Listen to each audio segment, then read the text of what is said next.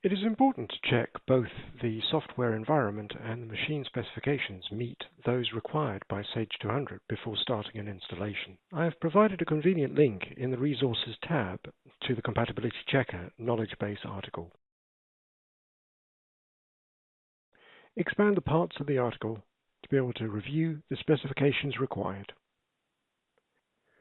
Once you are happy the environment is fit for purpose, we need to make sure that we have all of the correct features enabled to allow for a successful installation. Look in the Resources tab again and click on the link for the Deployment and Installation Guide.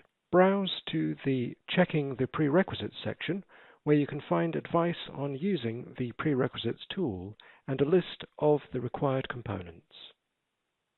The Prerequisites Check tool provides a quick way to check those features and components are in place. You can find it on the Sage 200 installation media.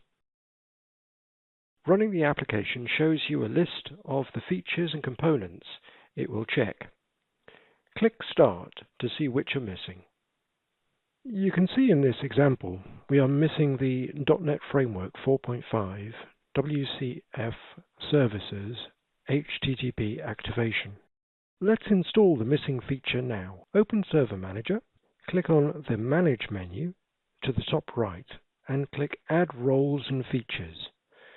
Click Next through the wizard until you get to the Features section. Expand the .NET Framework 4.7 features and the WCF services.